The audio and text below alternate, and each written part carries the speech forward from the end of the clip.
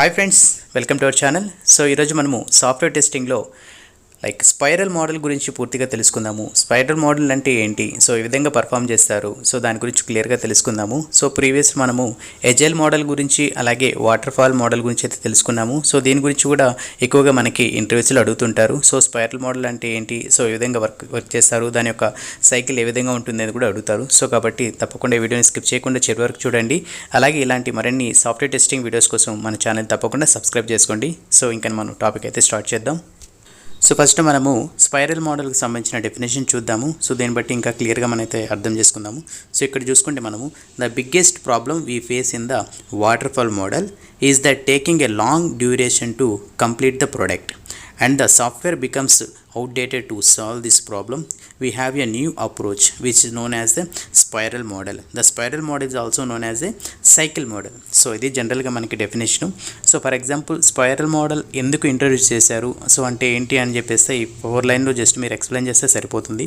So ఇది మెయిన్గా introduce చేయడానికి మెయిన్ ప్రాబ్లం ఏంటంటే ఇక్కడ వాళ్ళు చూసింది, సో మనకు అంతకుముందు వాటర్ ఫాల్ మోడల్ అనేది ఉంది. సో ఇది యూజ్ చేయడం ఎలా ఉంటుందంటే ఫస్ట్ ఒక ఫేజ్ కంప్లీట్ అయితే నెక్స్ట్ అలా వెళ్ళేవాళ్ళు.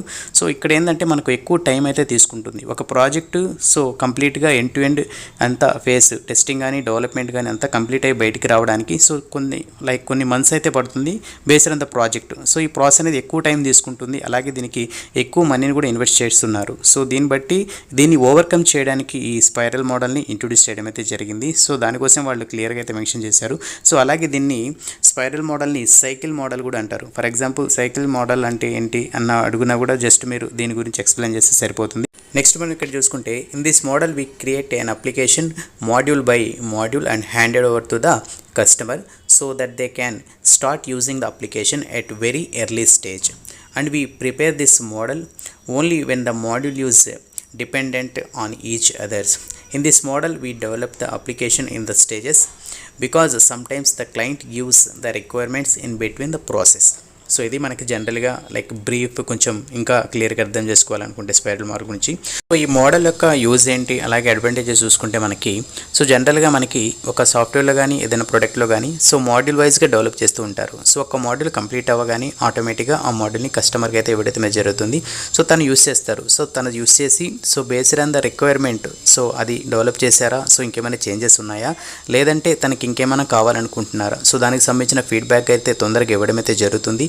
అలాగే నెక్స్ట్ మాడ్యూల్ డెవలప్మెంట్ జరుగుతూ ఉంటుంది కదా. సో ఆల్రెడీ ఏదైతే మాడ్యూల్ మనం రిలీజ్ చేసామో సో దానికి సంబంధించిన ఫీడ్బ్యాక్ ఇచ్చినా కూడా సో ప్యారలల్గా ఈ వర్క్ అయితే కంటిన్యూ చేస్తారు. సో అలా అంతేగాని ఇది మొత్తం డెవలప్ చేసేసిన తర్వాత మళ్ళీ టెస్టింగ్ అయిన తర్వాత కస్టమర్కి ఇవ్వడం అనేది ఎక్కువ టైం తీసుకుంటుంది. అలాగే కస్టమర్ ఏమైనా issues design level issues face చేశారనుకోండి, మళ్ళీ దానికి సంబంధించి మళ్ళీ చేంజెస్ చేయాలంటే చాలా కష్టం. సో అందుకని జస్ట్ ఒక మాడ్యూల్ వైజ్గా డెవలప్ చేసి నెక్స్ట్ కస్టమర్కి అయితే టెస్ట్ చేసి కస్టమర్కి అయితే ఇవ్వడం అయితే జరుగుతుంది. దాని తర్వాత తను కూడా యూస్ చేసి దానికి సంబంధించి ఇంకేమైనా ఇన్ఫర్మేషన్ ఏమైనా కావాలనుకున్నా అలాగే ఏమైనా అప్డేట్ ఇవ్వాలనుకున్నా తను డెవలపర్స్తో డైరెక్ట్గా ఇంటరాక్ట్ అయ్యి అప్డేట్ అయితే ఇవ్వడం అయితే జరుగుతుంది. సో ఎవ్రీ వీక్ మనకి క్లయింట్ కాల్స్ అయితే ఉంటాయి కాబట్టి సో అందులో తన యొక్క ఫీడ్బ్యాక్ అయితే ఇవ్వడం అయితే జరుగుతుంది. దాని తర్వాత మన టీం మొత్తము డిస్కస్ చేస్తారు. సో ఎలా డెవలప్ చేయాలి, సో ఈ ఇష్యూస్ని ఎలా వెరిఫై చేస్తారు, ఎంత టైం కావాలి, సో ఈ మాడ్యూల్ ఎవరు డెవలప్ చేస్తారు, సో దానికి సంబంధించిన ఇన్ఫర్మేషన్ ఇంటర్నల్గా మీటింగ్స్ అయితే జరుగుతుంటాయి. సో దీన్ని బేస్ చేసుకుని ఈ ప్రాసెస్ అయితే జరుగుతుంది. సో ఇక్కడ క్లియర్గా మనం చూసుకుంటే first development face, next testing, so ఇలా డిఫరెంట్ సైకిల్స్ అయితే ఉంటాయి వాటర్ ఫాల్ మోడల్లో. అలా కాకుండా ఇక్కడ ప్యారలల్గా సో ఒక మాడ్యూల్ కంప్లీట్ అవ్వగానే సో దానికి సంబంధించింది మనం రిలీజ్ చేస్తాము. సో నెక్స్ట్ తన యొక్క ఫీడ్బ్యాక్ ఇవ్వడైతే జరుగుతుంది, మళ్ళీ నెక్స్ట్ మాడ్యూల్ ఇస్తారు. సో ఈ విధంగా ప్యారలల్గా చేసుకుంటూ అలాగే కస్టమర్తో ఇంటరాక్షన్ అవుతూ సో ఈ విధంగా మనము ఈ ప్రాజెక్ట్ని అయితే కంప్లీట్ చేయడం అయితే జరుగుతుంది. అలాగే దీనికి సంబంధించిన మనకి 4 ఇంపార్టెంట్ పాయింట్స్ అయితే ఉన్నాయి. సో అవైతే మనం తప్పకుండా ఫాలో అవుతాము. సో వాటి గురించి మీరు క్లియర్గా తెలుసుకుంటే మీకు ఆటోమేటిక్గా స్పైరల్ మోడల్ గురించి ఇంకా క్లియర్గా అయితే అర్థమవుతుంది. సో నెక్స్ట్ మనం దాని గురించి ఇంకా తెలుసుకుందాం. మనకి స్పైరల్ మోడల్లో మొత్తము 4 ఫేసెస్ అయితే ఉంటాయి. సో ఫస్ట్ ఫేజ్ చూసుకుంటే మనకు requirement analysis, next design, coding, testing and risk analysis. So ఈ 4 ఫేసెస్ అయితే మనం ఫాలో అవుతాము. సో అలాగే దీనికి సంబంధించి 1 by 1 ఇంకా క్లియర్గా అర్థం చేసుకుందాము. సో ఇందులో మనకి రిక్వైర్మెంట్ అనాలిసిస్ గురించి ఉంది. సో అసలు రిక్వైర్మెంట్ అనాలిసిస్ అంటే ఏంటి, అలాగే దీనికి సంబంధించిన ప్రాసెస్ ఏ విధంగా ఉంటుందో తెలుసుకుందాము. The spiral model process start with collecting business needs. In this the following spiral will include the documentation of system requirements, unit requirements. We can easily understand the system requirements because the business analyst and the client have a constant communication, and once the cycle is completed, the application will be deployed in the market. So first మనం requirement అంటే ఏం లేదు, ఏదైనా application develop చేయాలనుకోండి. So నాకు ఈ అప్లికేషన్లో ఈ data ఉండాలి, సో ఇలాంటి ఇన్ఫర్మేషన్ ఉండాలి, దీని యొక్క ఫంక్షనాలిటీ ఈ విధంగా ఉండాలి, సో ఇలా యూజర్స్ ఉండాలి, సో ఈ విధంగా యాక్సెస్ చేస్తారు, దీని యొక్క ఇంటెన్షన్ ఇది అని చెప్పేసి క్లియర్గా ఒక పిక్చర్ అయితే ఇవ్వడం అయితే జరుగుతుంది. సో దీన్ని బేస్ చేసుకుని మనం ఏంటంటే డెవలపర్స్ కానీ ప్రొడక్ట్ మేనేజర్, ప్రొడక్ట్ డెవలపర్స్ ఇవంతా ఇన్వాల్వ్మెంట్ అవుతారు. సో దీంతో మొత్తంగా మనము బిజినెస్ రిక్వైర్మెంట్స్, అలాగే దీనికి సంబంధించిన క్లయింట్ యొక్క ఎక్స్పెక్టేషన్స్ ఏ విధంగా ఉన్నాయి, సో ఎంత టైము, దానికి సంబంధించిన ఓవరాల్గా టీమ్ యొక్క ప్రాసెస్ ఏ విధంగా ఎగ్జిక్యూట్ చేయడం అయితే జరుగుతుంది అని దాని గురించి పూర్తి ఇన్ఫర్మేషన్ తీసుకుంటారు. సో ఎందుకంటే మనకి రిక్వైర్మెంట్స్ అనేది చాలా ఇంపార్టెంట్. రిక్వైర్మెంట్స్ మనకు ప్రాపర్గా అర్థం కాకపోతే డెవలప్ చేయడం అయితే చాలా కష్టమవుతుంది. అలాగే మనము బై మిస్టేక్ ఇంకేమైనా డెవలప్ చేసినా కూడా సో మళ్ళీ దానికి ఎక్కువ టైం తీసుకుంటారు, సో దానికి టైం వేస్ట్ అవుతుంది, అలాగే మనకి ఎఫర్ట్ వేస్ట్ అవుతుంది. సో కాబట్టి క్లియర్గా రిక్వైర్మెంట్స్ని అర్థం చేసుకుంటారు. అలాగే ఈ రిక్వైర్మెంట్ బేస్ చేసుకొని ఈ సాఫ్ట్వేర్ని ఏ విధంగా డెవలప్ చేయాలి, సో ఎలాంటి టెక్నాలజీస్ యూజ్ చేస్తారు, సో ఎంతమంది ఇంజనీర్స్ ఉన్నారు మన దగ్గర, సో అనే ప్రాసెస్ మొత్తం డిస్కషన్ అయితే హై లెవెల్లో జరుగుతుంది. సో ఈ విధంగా మనం బిజినెస్ రిక్వైర్మెంట్స్ అయితే తీసుకున్న తర్వాత మనము వర్క్ అనేది స్టార్ట్ చేయడం అయితే జరుగుతుంది. సో నెక్స్ట్ వన్ చూసుకుంటే మనము design. The second stage of the spiral model is designed, where we will plan the logical design, architectural, అలాగే design, flow chart, decision tree and so on. So ఇది జనరల్గా మనకి different types of designs అయితే ఉంటాయి. So main design అంటే ఏం లేదండి, ఒక లైక్ స్ట్రక్చర్ అనుకోండి, లైక్ ఒక సంథింగ్ ఒక స్కెలిటన్ అనుకుంటాం కదా. సో ఈ విధంగా మనకు ఒక డిజైన్ అయితే ఉంటుంది. So based on the design మనము డెవలప్మెంట్ అయితే స్టార్ట్ చేస్తారు. సో ఫస్ట్ ఈ విధంగా కావాలి, ఫస్ట్ మనం రిక్వైర్మెంట్ అనాలిసిస్ చేసుకున్నాం కదా.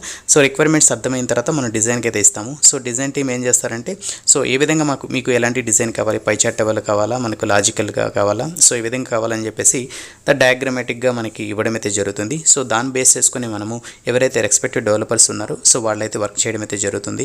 సో ఇక్కడ మనకి నెక్స్ట్ ఫేజ్ చూసుకుంటే coding. After completion of the design stage which is the coding stage. In this we will develop the product based on the clients requirements and getting the client's feedback as well. This stage refers to construct of the real application in every cycle. After that, the builds are transferred to the clients for their response. So ఇక్కడ మనం coding ఫేస్లో ఎవరైతే developers ఉన్నారో, so ఆ టీంలో ఎవరైతే work చేస్తున్నారో, so వాళ్ళు ఈ రిక్వైర్మెంట్ బేస్ చేసుకుని అలాగే ఈ డిజైన్ ఏ విధంగా ఉంది అని క్లియర్గా అర్థం చేసుకున్న తర్వాత డెవలప్మెంట్ అయితే స్టార్ట్ చేస్తారు. సో అప్లికేషన్ని డెవలప్మెంట్ చేయడం అయితే స్టార్ట్ చేస్తారు. సో ఈ డెవలప్మెంట్ ఫేస్లో మనకి డిఫరెంట్ టీమ్స్ అయితే ఇన్వాల్వ్ అవుతాయి, బ్యాక్ ఎండ్ టీమ్స్ అని అలాగే ఫ్రంట్ ఎండ్ టీమ్స్ అని. సో ప్యారలల్గా వీరు వర్క్ చేసుకుంటూ సో ఏపీఎస్ని డెవలప్ చేసుకుంటూ సో దాన్ని కాల్ చేసుకుంటూ సో ఈ విధంగా బేస్డ్ ఆన్ ద రిక్వైర్మెంట్స్ మొత్తం డెవలప్ చేసిన తర్వాత సో బిల్డ్స్ని అయితే రిలీజ్ చేస్తారు. సో బిల్డ్స్లో మనకి ఏవైతే ఫీచర్స్ ఉన్నాయో, మాడ్యూల్స్ ఉన్నాయో దానికి సంబంధించిన బిల్డ్ అయితే జనరేట్ చేస్తారు. సో ఆ బిల్డ్ని ఫస్ట్ టెస్టింగ్ టీమ్ ఏం చేస్తుంటే ఇన్స్టాల్ చేసి సో టెస్ట్ చేయడం అయితే జరుగుతుంది. సో ఎక్స్పెక్టేషన్స్ ఏ విధంగా ఉన్నాయి, అవుట్పుట్స్ ఏ విధంగా వస్తుంది, అలాగే యాక్చువల్ బిహేవియర్ ఏంటి, సో దీన్ని బేస్ చేసుకొని మొత్తంగా టెస్ట్ చేసిన తర్వాత మనము క్లయింట్స్కి ఇవ్వడం అయితే జరుగుతుంది. సో క్లయింట్ కూడా ఏం చేస్తారంటే సో ఈ బిల్డ్ని ఇన్స్టాల్ చేసి సో ఈ ఫేస్లో ఏదైతే కమిట్స్మెంట్ ఉన్నాయో, సో ఏదైతే కమిట్ అయ్యామో, సో ఏదైతే డెవలప్ చేశారో సో దాన్ని బేస్ చేసుకుని తను కూడా టెస్టింగ్ చేసి సో ఇక్కడ ఏమైనా ఇష్యూస్ ఫేస్ చేసినా సో అలాగే మనకి ఫీడ్బ్యాక్ సంబంధించిన ఏమైనా ఇన్ఫర్మేషన్ ఇవ్వాలనుకున్నా కూడా సో క్లయింట్ సో మొత్తం అనలైజ్ చేసిన తర్వాత సో తను ఒక టైం తీసుకొని సో డెవలప్మెంట్ టీమ్కి అయితే తన యొక్క ఫీడ్బ్యాక్ అయితే ఇవ్వడం అయితే జరుగుతుంది. సో ఇలాంటి ఇష్యూస్ నేను ఫేస్ చేశాను, లేదంటే బాగా వర్క్ అవుతుంది, బట్ నాకు లైక్ సంథింగ్ న్యూ ఏదైనా రిక్వైర్మెంట్ ఏమైనా ఇవ్వడం కానీ సో దానికి సంబంధించిన అప్డేట్ అయితే ఇవ్వడం అయితే జరుగుతుంది. సో ఇది ఈ ప్రాసెస్ జరుగుతుంది coding phase. Next last phase చూసుకుంటే మనకు testing and risk analysis. Once the development is completed successfully, we will test the build at the end of the first cycle and analyze the risk of the software on the different aspects such as managing risk, detecting and observing the technical feasibility, and after that client will be test the application and give feedback. So ఇది మనకు development phase complete అయిపోయిన తర్వాత so వాళ్ళైతే build release చేస్తారు. So ఈ features అయితే develop చేసాము, so ఈ మోడల్స్ అయితే ఉన్నాయి, ఈ విధంగా ఉన్నాయని చెప్తారు. సో దాని తర్వాత టెస్టింగ్ టీమ్ ఏం చేస్తుందంటే సో ఫస్ట్ దానికి సంబంధించిన మోడల్స్ని కానీ అలాగే దాని యొక్క ఫీచర్స్ని కానీ క్లియర్గా అర్థం చేసుకుంటుంది.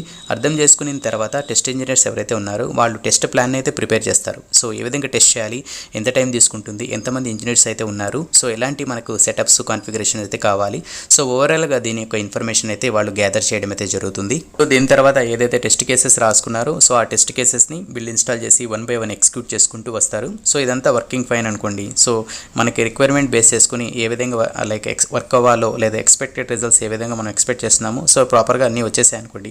సో ఆల్ టెస్ట్ కేసెస్ని మనం అప్డేట్ చేసేసి పాస్ చేసేసి లేదా ఏమైనా ఇష్యూస్ ఫేస్ చేస్తే ఆ ఇష్యూస్ని బగ్స్ క్రియేట్ చేసి సో దాన్ని మళ్ళీ వెరిఫై చేసేసి మనము ఫైనల్గా క్వాలిఫై చేయడం అయితే జరుగుతుంది. అలాగే ఈ బిల్డ్ని మన కస్టమర్కి అయితే ఇవ్వడైతే జరుగుతుంది. సో మంచి బిల్డ్ అంటే మనకి ఎలాంటి బిల్డ్ ఇష్యూస్ లేకుండా సో ప్రాపర్గా ఏదైతే మోడల్స్ అవి మంచిగా వర్క్ అవుతూ ఉండి సో ఎలాంటి ఇష్యూస్ లేని బిల్డ్స్ అయితే మనం ఏదైతే ఒక పిక్ చేసుకొని సో ఆ బిల్డ్ నెంబర్ని మనము క్లయింట్కి అయితే ఇవ్వడం అయితే జరుగుతుంది. సో తను కూడా టెస్ట్ చేసి తన సైడ్ నుంచి కూడా ఫీడ్బ్యాక్ ఇవ్వడం అయితే జరుగుతుంది. సో ఈ విధంగా లైక్ ఓవరాల్గా స్పైరల్ మోడల్లో మనకి 4 ఫేసెస్లో మన ప్రోడక్ట్ సో ఏదైనా సాఫ్ట్వేర్ కానీ అప్లికేషన్ కానీ ప్రాపర్గా డెవలప్మెంటు డిజైను అలాగే మనకు టెస్టింగ్ సో ఓవరాల్గా ఇది కంప్లీట్ అయ్యి మనము ఫైనల్గా ఒక బిల్డ్ని మనము కస్టమర్కి అయితే ఇవ్వడం అయితే జరుగుతుంది. సో ఇక్కడ కస్టమర్ ఏమైనా ఇష్యూస్ ఫేస్ చేస్తే ఫీడ్బ్యాక్ ద్వారా అందించడము అలాగే దీని మీద వర్క్ చేసి మళ్ళీ డెవలప్ చేసి మళ్ళీ ఇవ్వడం అయితే జరుగుతుంది. సో ఇది ఫ్రెండ్స్ మనకు స్పైరల్ మోడల్కి సంబంధించిన ఓవరాల్ ఇన్ఫర్మేషన్. సో ఈ టాపిక్ నచ్చినట్టయితే జస్ట్ లైక్ చేయండి. ఇలాంటి మరిన్ని సాఫ్ట్వేర్ టెస్టింగ్ వీడియోస్ కోసం మన ఛానల్ని సబ్స్క్రైబ్ చేయండి. మీ ఫ్రెండ్స్ కూడా షేర్ చేయండి. సో ఇంకేమైనా మీకు డౌట్స్ ఉన్నా సో ఇంకేమైనా మీకు టాపిక్స్ ఏమైనా అర్థం కాకపోయినా ఇంకేమైనా టాపిక్స్ ఎక్స్పెక్ట్ చేస్తున్నా జస్ట్ కామెంట్ చేయండి. సో వాటికి సంబంధించిన వీడియోస్ కూడా నేను చేస్తాను. సో నెక్స్ట్ వీడియోలో మళ్ళీ కలుద్దాం. అంతవరకు keep smiling. Have a nice day.